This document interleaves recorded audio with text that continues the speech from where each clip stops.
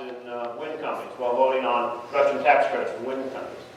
And by and large, the feedback was, it's not okay. And so I introduced an amendment during the Stock Act debate that would have banned congressional folks, men and women in both houses, from having individual stocks. They could have broad-based stock portfolios, funds, if you will, or they could have a blind trust. And this is consistent with the same rules that we impose on the executive branch, that law partners adopt when they are involved in sensitive inside information. It's the same rules that we apply to the staff members of key committees in Congress. And you would be surprised how shocked my colleagues were that Sheridan Brown and I would suggest that they should divest themselves of individual stocks. And we lost. It's the first time in history that we've had that debate on the floor of the Senate. And we lost. We lost pretty soundly. We had it was 3-1 against us. And colleagues kept coming up to me saying, "I'm personally offended that you would think that my ownership of stocks would have any influence on the way I vote." And I wanted to say, well, I'm offended that you're not putting the same rules on yourselves that we're putting on everyone else who has similar conflicts of interest. And the American people deserve to know that their Congress does not hold those sorts of conflicts of interest. So I'm going to keep trying this down the road, but I wanted to report back that we lost. Another really big issue for Oregon is secure rural schools. And this is I feel like Yogi Berra used the term, it's like deja vu all over again. That's how it feels to me, because in 2007, when I was Speaker of the Oregon House, I organized a bipartisan group of Oregon legislators to go visit timber counties, to talk with commissioners about the challenges. And at that point, we didn't think we'd get secure rural schools renewed. And we heard a lot, and we brainstormed a lot. And then Senator Wyden very effectively and adroitly got a 5-year extension. Well, now we're 5 years later, and we're in that same position. The things that had to happen last year for us to have a fighting chance at sustaining this federal commitment was, one, for our delegation to be united, second, to have a plan, and third, to have a lot of energy behind it. And those three things did happen, and this week, Congressman Walden and Senator Wyden and I were all involved in briefing our own leaderships and pushing them. And I think we had a lot of productive conversations.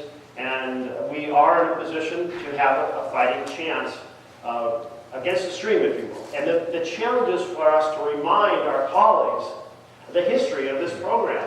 And if there's going to be federal overlays that prevent sustainable harvests, then there has to be compensation to our local governments.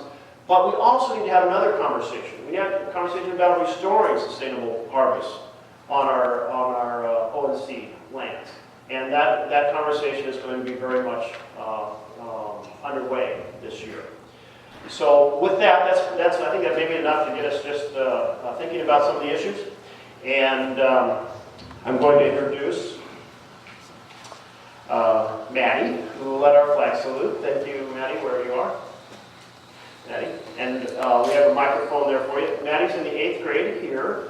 And Maddie, how many years have you been in the school? I've been here for 5 years. 5 years. And do you feel like you're getting some conversational command of Japanese? I do, yeah. That is great. That is terrific. She is in the National Junior Honor Society. You're also in, I'm going to mispronounce it, is it taiko? That's correct. Drumming? Yeah. Okay, taiko drumming. Maybe you could tell us a little bit about that. Well, taiko drumming... Hold the microphone a little closer to your... Taiko drumming is a drumming from Japan that is a very cultural experience, and I enjoy participating here at the school. Great. Is it big drums? You're pounding away on them? And... Yes. Okay, so it's very cool. I've seen some of that. My question is, with tuition going up and scholarship money getting harder to access, what is your solution to ensure students can be supported I couldn't hear the last bit. The ensure students are supported To enter higher education. higher education. Thank you very much, Maddie. And this is a great concern.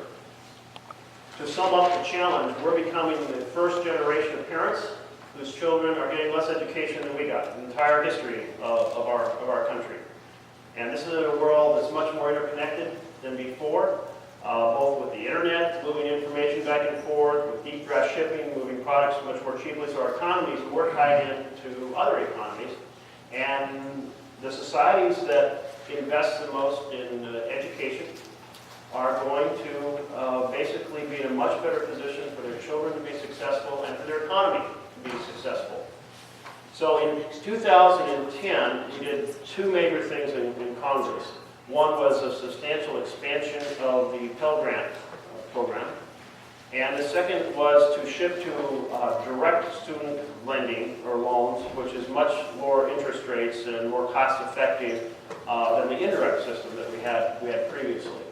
And so that's been completed now, and both those are good, but the challenge is we have to keep fighting for these resources, and we need to keep expanding these resources. Because the reason our children are getting less education is because the ticket price goes up, and it's, well, maybe I can go for a semester, but then I'm going to have to drop out and work full-time to raise enough money to go back. And those interruptions basically fracture the higher education experience, and a lot of folks don't make it back. So, two successes on Pell Grants and loans, but we have to do a lot more, and I'll be deep in that battle.